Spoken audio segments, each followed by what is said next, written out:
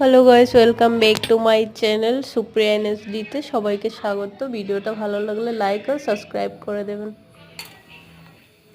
আমি এখানে তেল দিয়ে দিচ্ছি, তেলটা গরম হয়ে গেছে। ফোড়নে দিয়ে দিচ্ছি তেজপাতা, গোটা গরম মশলা, এবারে দিয়ে দিচ্ছি পেঁয়াজ কুচি। পেঁয়াজটা একটু লাল লাল ভাজা হয়ে গেলে দিয়ে দেবো টমেটো কুচি। টমেটোটা একটু ভাজা হয়ে গেলে দিয়ে দেবো মশলা, হলুদ গুঁড়ো, জিরা গুঁড়ো, লঙ্কা গুঁড়ো, আদা রসুন কাঁচা লঙ্কা বাটা।